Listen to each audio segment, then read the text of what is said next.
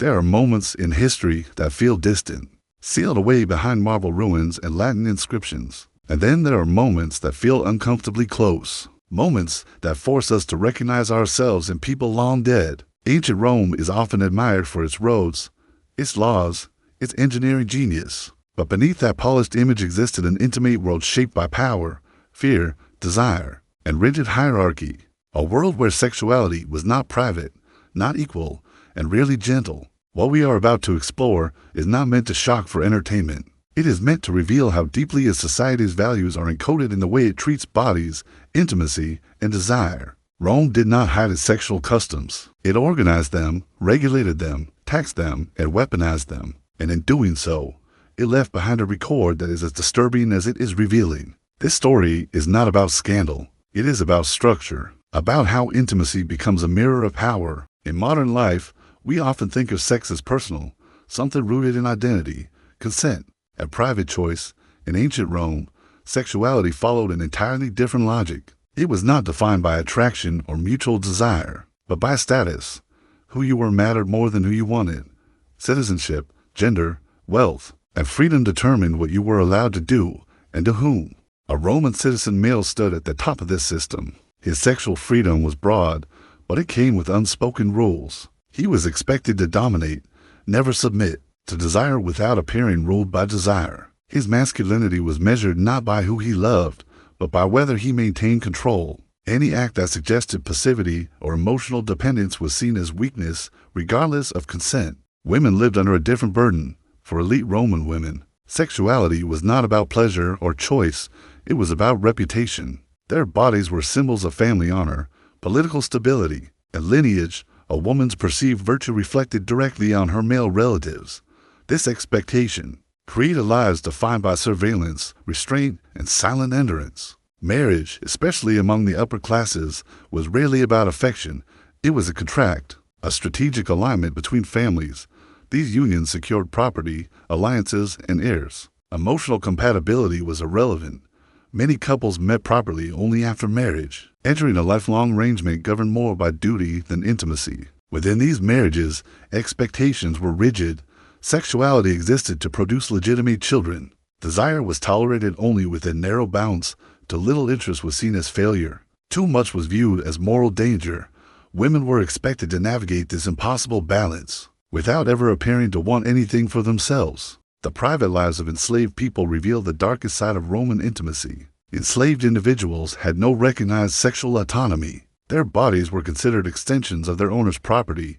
Consent was not a concept that applied to them. Relationships, reproduction, and even family bonds existed only at the discretion of those who owned them. Some enslaved people were assigned roles specifically tied to intimacy and appearance. They attended to their owners' bodies, assisted in grooming rituals, and were expected to be constantly available. These roles were normalized, recorded, and passed down as part of household management.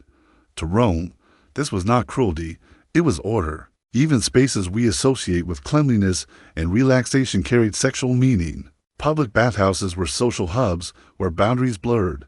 While officially regulated, these spaces allowed for interactions that crossed class lines in ways other public venues did not.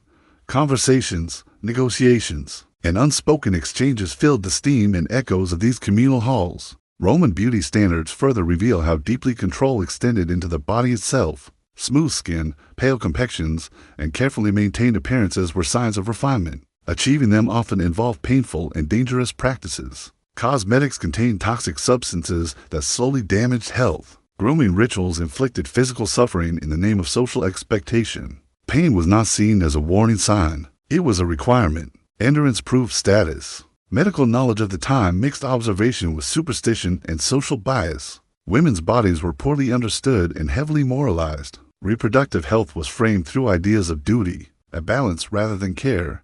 Attempts to control fertility were common, but dangerous. People risked their lives using unproven methods because the consequences of unwanted pregnancy could be socially devastating. Sexual commerce was another normalized aspect of Roman life. It was legal, regulated, and taxed. Different forms existed across a strict hierarchy, from high-status courtesans to those with no freedom at all. Brothels were ordinary features of cities. Their presence was not hidden or denied. It was accepted as part of economic reality. Graffiti found on ancient walls tells us something important. Alongside crude remarks are moments of tenderness, loneliness, and longing. Even in transactional encounters, people search for connection. These small traces remind us that human emotion persisted despite the system designed to suppress it. Religion did not stand apart from sexuality. Many festivals incorporated erotic symbolism. Fertility rites, performances, and rituals openly celebrated the body. These events were framed as sacred duties, not indulgence. The same society that demanded restraint in daily life allowed public excess under divine justification. Philosophers struggled with this contradiction. Some argued for strict discipline, warning that unchecked desire weakened the mind. Others accepted pleasure, but cautioned against dependency. These debates sound familiar because they reflect a timeless human conflict between impulse and control. Even death did not fully separate intimacy from identity. Tombs and memorials often depicted couples in poses of closeness, suggesting that sexual and emotional bonds were meant to continue beyond life. These images were statements meant for the living.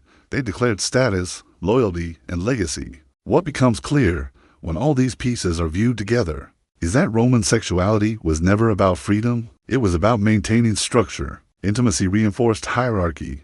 Desire followed power. Bodies became tools for preserving order. And yet, the Romans were not uniquely cruel. They were human. They operated within assumptions that felt natural to them, just as ours feel natural to us. The difference is not that we have escaped these dynamics, but that we have renamed them. Standing among Roman ruins, it is tempting to judge from a distance, to label the past as barbaric and ourselves as enlightened. But history rarely offers that comfort. What it offers instead is recognition. The systems that govern Roman intimacy may be gone, but the questions remain. Who is allowed autonomy? Whose desire is respected?